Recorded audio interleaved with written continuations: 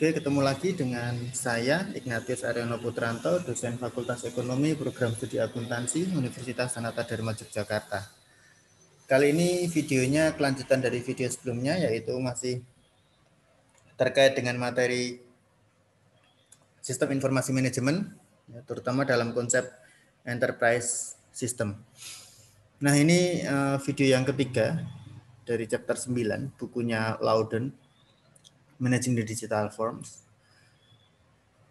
Di video kali ini materi yang akan saya sampaikan terkait dengan tujuan pembelajaran yang kedua, yaitu untuk menjawab pertanyaan bagaimana caranya sistem manajemen supply chain atau rantai pasokan itu dapat mengkoordinasikan segala aktivitas kita dengan supplier. Jadi istilahnya bagaimana caranya sistem enterprise system itu dapat semakin mengintensifkan hubungan antara perusahaan dengan supplier, terutama dalam hal perencanaan, produksi, dan logistik.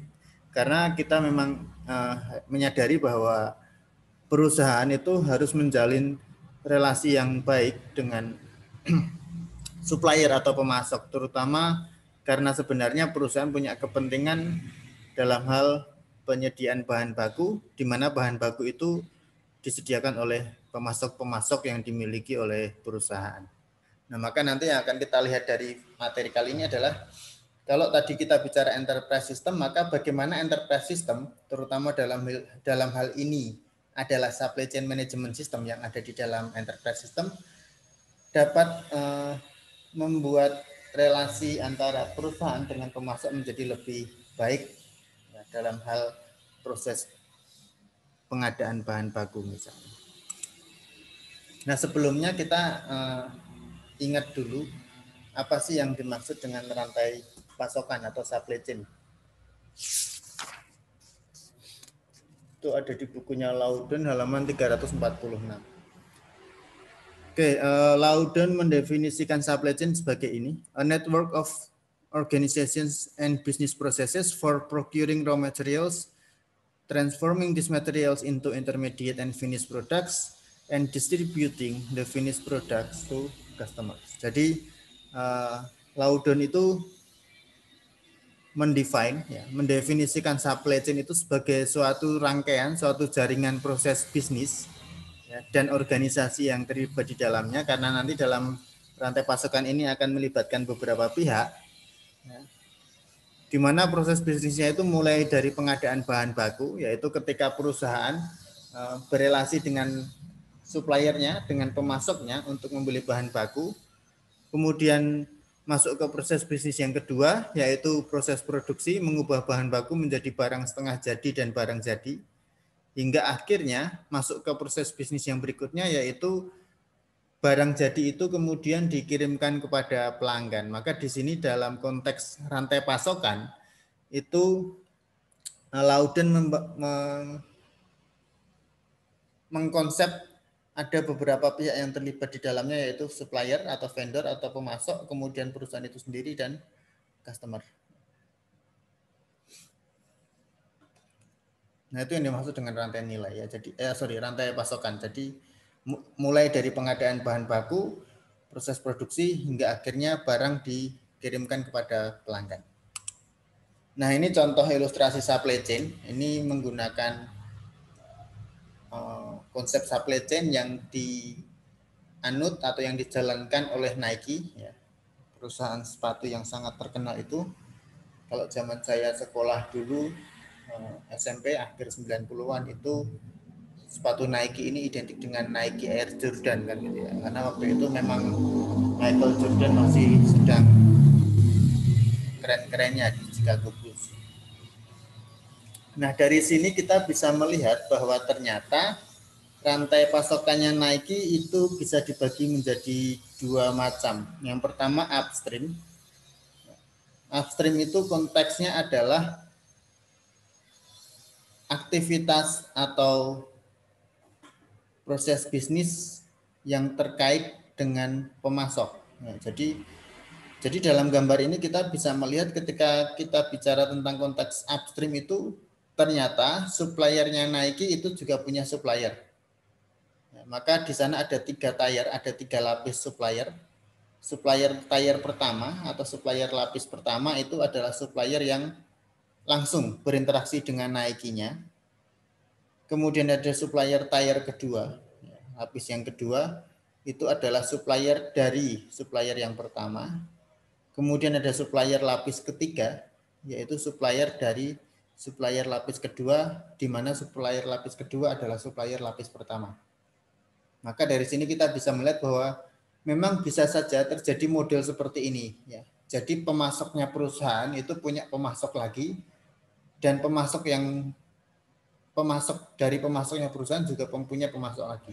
Ya, itu yang kita sebut dengan upstream, yaitu suatu proses bisnis yang melibatkan para supplier. Nah, itu bagian dari rantai pasokan sebenarnya. Nah, kemudian bagian yang kedua dari rantai pasokannya Nike adalah bagian downstream.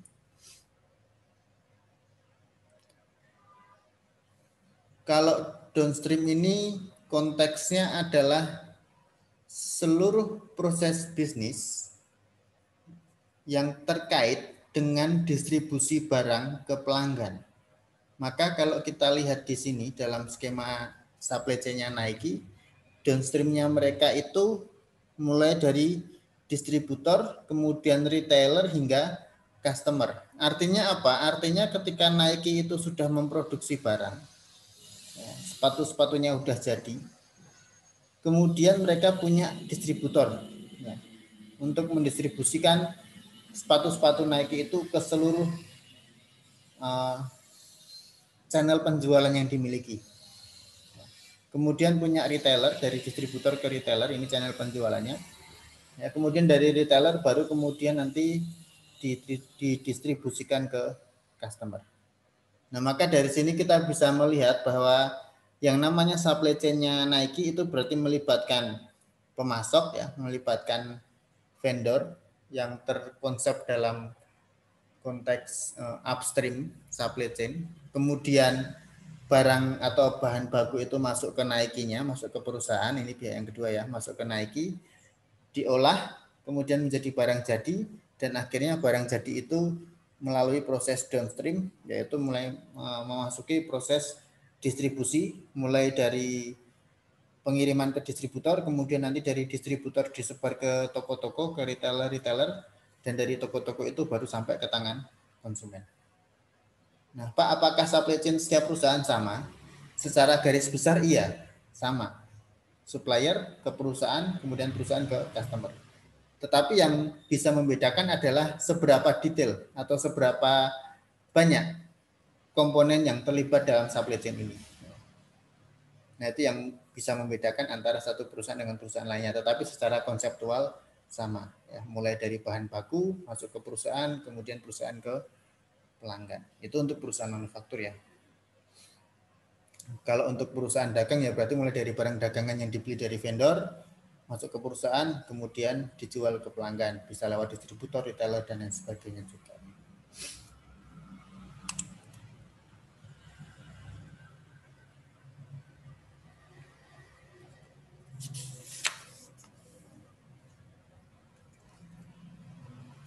Nah, maka kalau kita baca di halaman 347 bukunya Laudon, di sana disebutkan the upstream portion of the supply chain includes the company suppliers, the suppliers, and the processes for managing relationship with them. Jadi upstream ini juga terkait dengan bagaimana perusahaan mengelola, memanage hubungan antara mereka sendiri, diri mereka, antara perusahaan dengan supplier-supplier yang mereka miliki. Sementara masih di halaman yang sama, di paragraf ketiga, ya, paragraf yang sama juga, di sana disebutkan the downstream portion consists of the organizations and processes for distributing and delivering products to final customer. Jadi seperti yang tadi saya sampaikan, kalau kita bicara tentang downstream itu berarti kita bicara tentang organisasi-organisasi yang terlibat dalam supply chain dan proses-proses dalam rangka mendistribusikan dan mendelivery barang ke customer. Bisa lewat ada distributor, ada retailer, dan lain sebagainya. Nah, kemudian di halaman berikutnya kita bicara tentang information system and supply chain management. Kalau kita bicara tentang konteks sistem informasi dan manajemen rantai pasokan, maka Laudon mengatakan di sana ada konsep yang namanya just in time. Ini tentu teman-teman dari akuntansi sudah sering mendengar konsep ini. Ya. Maka di sini saya tampilkan dari Investopedia. Just in time inventory system is a management strategy that aligns raw material orders from suppliers directly with production schedule. Jadi strategi just in time itu strategi persediaan sebenarnya. Ya, konteksnya adalah perusahaan itu dengan menggunakan just in time ini ingin mengurangi persediaan agar tidak terlalu menumpuk banyak kan gitu ya. Nah, kok bisa strategi ini bisa untuk mengurangi persediaan? Karena seperti definisinya di sini konteksnya adalah ketika perusahaan menerapkan sistem just in time, mereka akan membeli bahan baku dari supplier hanya pada saat sesuai dengan tanggal atau jadwal produksi mereka. Jadi misalnya bulan depan perusahaan akan melakukan proses produksi, maka pada saat menjelang proses produksi barulah mereka akan membeli bahan baku sesuai dengan jumlah yang dibutuhkan. Konsekuensinya apa? Konsekuensinya kalau menggunakan just in time ini seperti contoh yang tadi saya ilustrasikan sebelumnya, berarti perusahaan itu tidak perlu menimbun, tidak perlu menumpuk, tidak perlu menyimpan bahan baku dalam jumlah yang banyak. Karena kalau perusahaan menyimpan bahan baku dalam jumlah yang banyak kan sebenarnya juga tidak terlalu baik bagi perusahaan kan gitu. Bisa jadi nanti karena kelamaan disimpan bahan bakunya rusak atau ternyata tidak bisa lagi digunakan untuk proses produksi dan lain sebagainya. Atau kos biaya penyimpanannya malah semakin tinggi ya dan lain sebagainya. Maka sekarang ada konsep yang namanya just in time. Perusahaan akan membeli bahan baku sesuai dengan jadwal produksi yang mereka lakukan. Jadi ketika akan memproduksi barang baru mereka akan beli bahan baku. Maka di situ disebutkan yang saya highlight di merah ini ya, di bagian merah.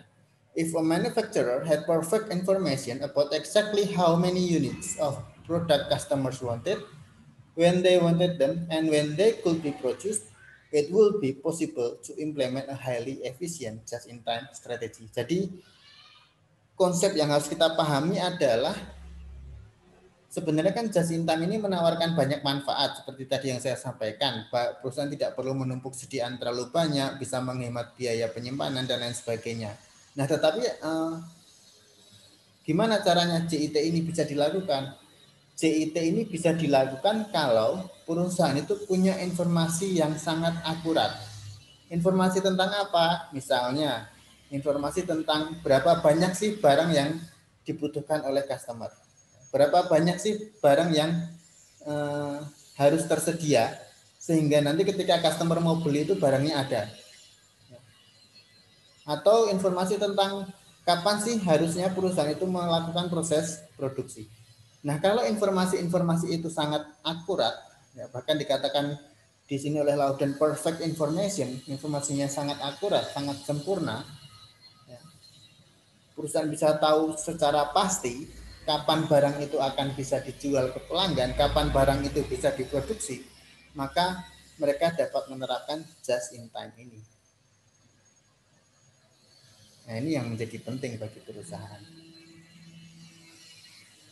Ya, kalau kita bicara konsep just in time, sebenarnya dalam akuntansi ada lawan dari konsep ini yaitu namanya just in case kan gitu ya.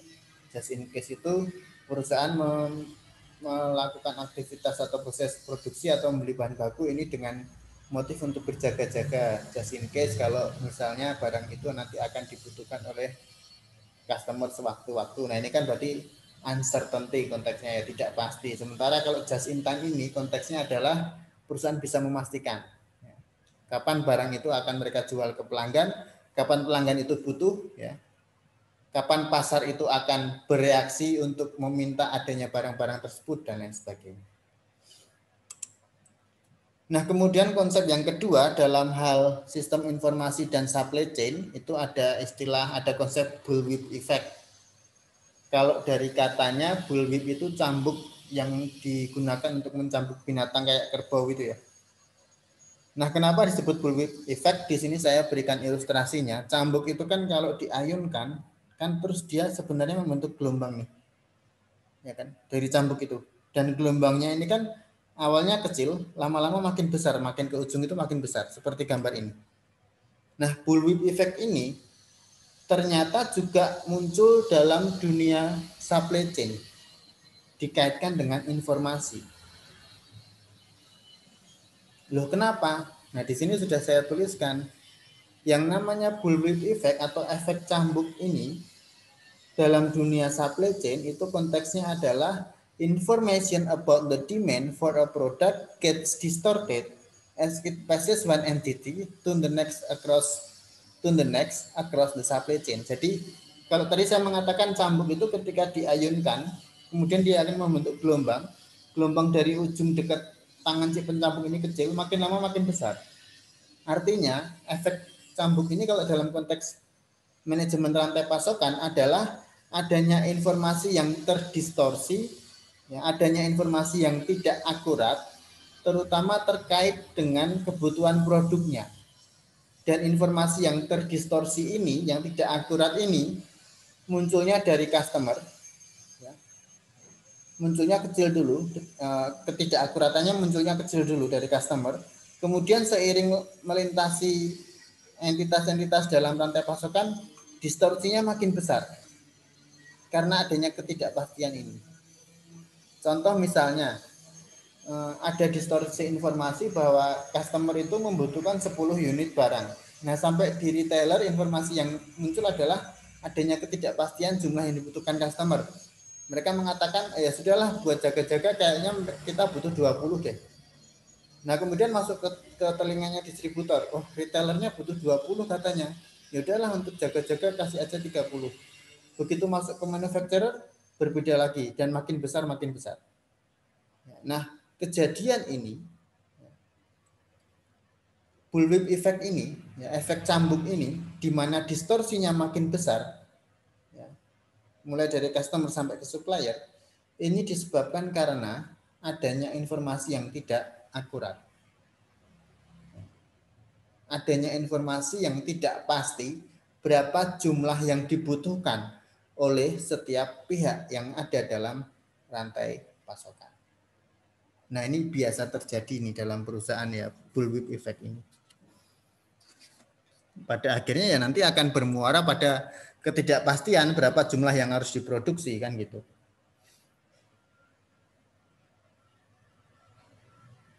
Nah, terus apakah bullwhip effect ini bisa dikurangi, bisa diminimalisir?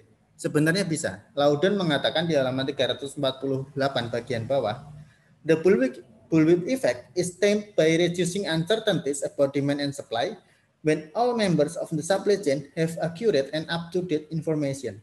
Jadi bullwhip effect ini bisa diminimalisir kalau semua organisasi dalam rantai pasokan mulai dari pemasok, perusahaan, distributor, retailer, dan customer punya informasi yang akurat dan up to date tentang berapa jumlah yang dibutuhkan. Oke, jadi itu tentang bullwhip effect atau efek cambuk. Ya, distorsi informasi tentang jumlah barang yang dibutuhkan oleh setiap pihak yang terlibat dalam supply chain. Dan bullwhip effect ini bisa diminimalisir ketika setiap pihak dalam supply chain itu punya informasi yang akurat dan up to date terkait dengan berapa jumlah barang yang dibutuhkan.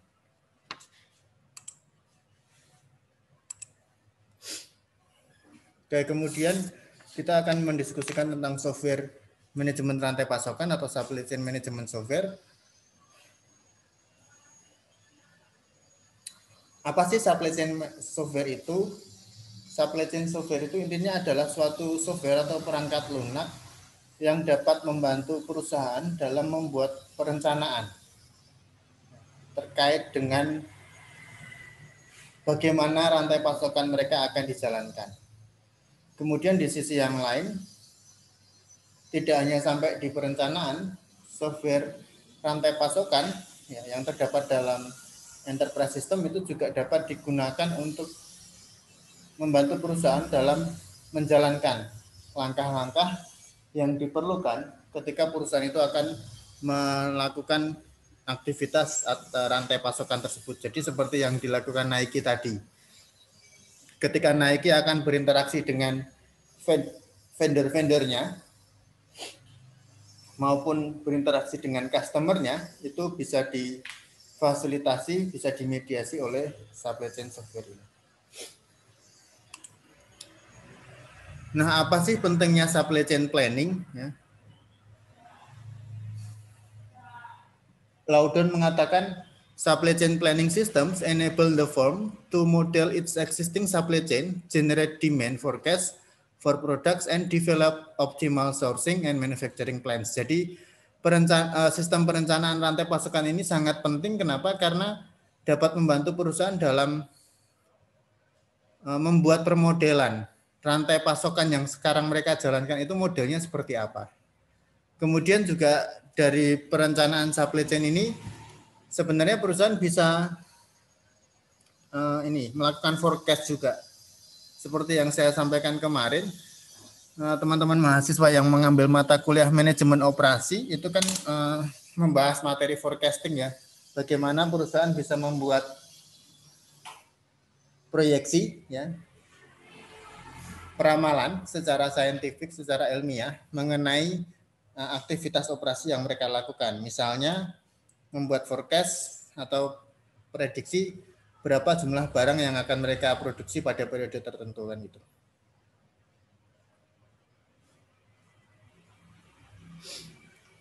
Jadi kalau kita bicara sistem perencanaan supply chain, manfaatnya sangat banyak sekali.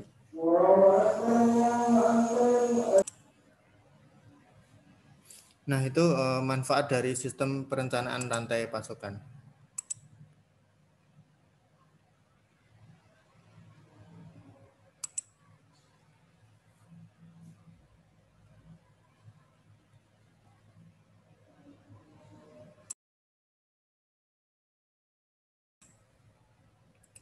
Nah, kemudian di sisi yang lain, apa sih yang dimaksud dengan sistem eksekusi supply chain ya, sistem pelaksanaan rantai pasokan? Fungsinya apa kan gitu ya.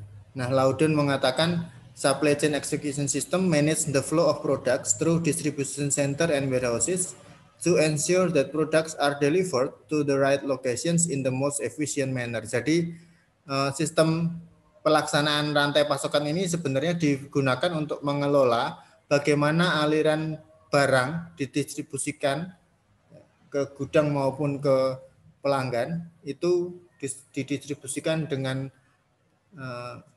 secara efisien ya ke lokasi yang tepat. Itu fungsi dari supply chain execution system sebagai bagian dari supply chain management software. Jadi dua sistem itu semuanya punya fungsinya masing-masing, supply chain planning system dan supply chain execution system. Nah, berikutnya ketika kita bicara tentang global supply chain and the internet, mulai halaman 350 ya.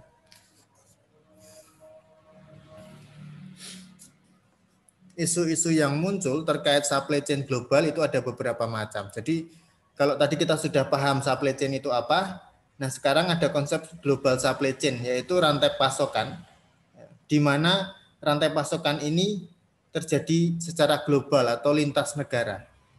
Loh, kenapa bisa terjadi global supply chain? Di sini sudah disebutkan oleh Loudon, ini yang saya highlight. More and more companies are entering international markets. Jadi sekarang itu semakin banyak perusahaan yang memasuki pasar internasional. Efeknya apa? Efeknya atau dampaknya adalah ketika semakin banyak perusahaan yang masuk ke pasar internasional, maka aktivitas-aktivitas rantai pasokan itu juga akan terjadi secara lintas batas negara, lintas batas benua. Ya, perusahaan punya, misalnya perusahaan Indonesia punya vendor dari Cina, beli bahan bakunya di Cina, kirim ke Indonesia, kemudian nanti ketika barangnya sudah jadi ternyata ada pelanggan dari Amerika yang mau beli. barangnya dikirim lagi keluar. Nah, itu yang dimaksud dengan supply chain global, di mana supply chain itu terjadi lintas batas negara, lintas batas regional, lintas batas benua. Sehubungan dengan semakin banyaknya perusahaan-perusahaan yang memasuki pasar internasional. Nah, terus isu lainnya apa? Isu lainnya adalah aktivitas rantai pasokan global ini tidak akan bisa terlaksana dengan baik kalau tidak ada internet. Ya, maka keberadaan internet yang pernah dibahas di topik-topik sebelumnya ini sangat berperan penting dalam memperlancar rantai pasokan secara global ini untuk dapat terlaksana dengan baik. Maka di sini saya tuliskan, the internet helps companies manage many aspects of their global supply chains, including sourcing, transportation, communications, and international finance. Jadi seluruh aktivitas dalam rantai pasokan global ini hanya bisa terlaksana dengan baik kalau ada internet. Internet memudahkan perusahaan dalam mengelola seluruh aspek-aspek rantai pasokan global mereka. Itu adalah isu-isu yang muncul ketika kita bicara dalam konteks rantai pasokan global. Semakin banyak perusahaan yang masuk ke pasar internasional, ya, semakin banyak aktivitas perdagangan lintas negara, semakin besar pula peranan internet dalam konteks rantai pasokan global tersebut. Nah, ini saya ambil dari bukunya Laudon juga, halaman 352. Gambar ini menunjukkan bagaimana sih skema supply chain yang dimediasi oleh internet. Di sini kita lihat bahwa skemanya jadi berbeda dengan yang sebelumnya. Garisnya itu tidak linier lagi, tetapi sudah sangat bercabang kemana-mana. Semakin banyak panahnya, semakin bercabang. Ini menunjukkan bahwa aktivitas supply chain itu semakin banyak, semakin global gitu ya. Dan kemudian semakin besar juga peranan internet dalam diagram rantai pasokan. Sehingga semua aktivitas mulai dari pembelian bahan baku, proses produksi hingga pengiriman barang ke pelanggan semuanya dapat terlaksana, dapat dijalankan dengan baik. Oke, kemudian yang akan kita bahas masih terkait dengan global supply chain adalah ternyata ada dua jenis supply chain ya yang bisa kita kenal. Ada dua model supply chain itu. Model yang pertama adalah push based model. Ya. Push based model itu intinya apa? Intinya ini, production master schedules are based on forecast or best guesses of demand for products and products are pushed to customer. Jadi kenapa disebut push? Push itu kan mendorong ya. Nah, kenapa ini disebut model supply chain berbasis dorongan? Karena konteksnya adalah atau ceritanya perusahaan itu, manufacturer, ya, itu akan memproduksi barang dalam jumlah tertentu, di mana jumlah itu dihasilkan dari forecast yang mereka lakukan, dari prediksi yang mereka lakukan. Misalnya, saya punya perusahaan manufaktur, saya bikin forecast nih. Periode ke depan, bulan depan saya melakukan forecast dengan teknik kuantitatif menggunakan metode exponential smoothing dan ternyata angkanya adalah 5.000 unit. Artinya bulan depan saya akan memproduksi sekitar 5.000 unit barang. Dari mana forecast ini dibuat? Biasanya forecast ini dibuat dari data-data historis periode-periode sebelumnya. Kemudian dilakukan dengan teknik tertentu, bisa pakai kualitatif, bisa pakai kuantitatif. Ya, mana yang paling akurat? Nah, kemudian dari produksi yang berdasarkan forecast itu, ketika perusahaan sudah menentukan akan membuat barang sekian, berarti kan mereka akan butuh bahan baku nih. Nah, bahan bakunya di forecast juga, berarti forecast bahan baku yang dibutuhkan berapa? Ketemu angka tertentu, mereka akan kontak supplier, minta tolong dikirim bahan baku sejumlah sekian. Kemudian proses produksi selesai, kan jadi nih barangnya, ya kan? Nah, kemudian barangnya itu kan jadi sediaan, jadi inventory. Maka ketika sampai ke distributor, konteksnya adalah inventory itu juga berdasarkan forecast. Berapa barang yang akan dibutuhkan distributor untuk disimpan sebagai sediaan. Itu di forecast juga. Kemudian sampai ke retailer, sampai ke toko penjualnya, itu juga di forecast berapa jumlah stok yang mereka butuhkan. Maka di situ tertulis stock based on forecast. Akhirnya barang itu sudah tersedia di toko dan akan dipush ke customer. Ini loh barangnya yang ada sekarang. Silahkan kalau mau beli. Maka istilah di situ adalah pada bagian customer, konteksnya adalah purchase what is on shelf. Nah, customer akan membeli barang sesuai dengan apa yang ada di rak, istilahnya gitu. Sesuai dengan apa yang tersedia di toko, di rak toko. Maka ini konteksnya adalah supply chain ya, berbasis push, ya, di mana barang itu sudah dibuat dulu berdasarkan forecast-forecast yang dilakukan, baru kemudian di-push ke customer. Ini barang yang bisa kami sediakan. Nah, model yang kedua sedikit berbeda. Model yang kedua namanya pull based model. Pull itu kan ditarik ya. Konteksnya apa ini? Pull based model itu konteksnya adalah actual customer orders or customer purchases trigger events in the supply chain. Jadi kalau tadi yang push based model itu berarti model rantai pasokan yang didorong ke customer, barangnya sudah ada kemudian barang itu ditawarkan ke customer. Kalau ini sebaliknya. Kalau dalam pull based model, penekanannya adalah semua aktivitas dalam rantai pasokan itu diawali dari adanya pesanan customer. Nah, maka di sana disebutkan tadi pesanan customer itu menjadi trigger, menjadi pemicu peristiwa-peristiwa lainnya. Jadi misalnya seperti ini. Customer butuh barang dalam jumlah tertentu. Ketika customer butuh barang dalam jumlah tertentu, mereka kan ke retailer. Di retailer dilihat barangnya jumlahnya ada enggak. Kalau enggak ada, retailer akan kontak distributor minta ditambah barangnya. Ternyata distributor kurang, distributor minta ke manufacturer, tolong disediakan barang sejumlah sekian. Maka dari permintaan pelanggan ya, itu memacu ya, menarik perusahaan ya, permintaan pelanggan itu menjadi penariknya bagi perusahaan untuk membuat barang. Berarti ketika perusahaan akan membuat barang, mereka butuh bahan baku.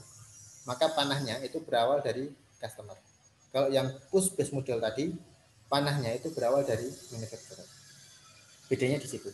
Jadi kalau di pull based model, semua aktivitas rantai pasokan ini dipicu karena adanya permintaan dari pelanggan. Sementara kalau yang push based model tadi, tidak perlu ada permintaan dari pelanggan, tapi perusahaan sudah akan menyediakan barang dulu dan barang itulah yang ditawarkan kepada pelanggan.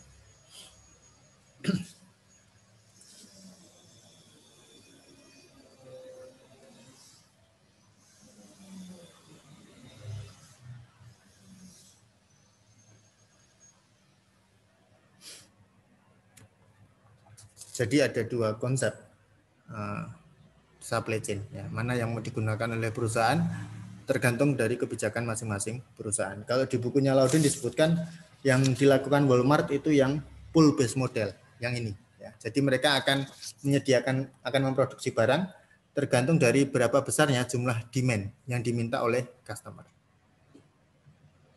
Sebenarnya cara ini lebih efektif karena perusahaan tidak perlu nyetok banyak kan gitu ya, tetapi akan jadi masalah kalau ternyata jumlah barangnya kurang kan gitu.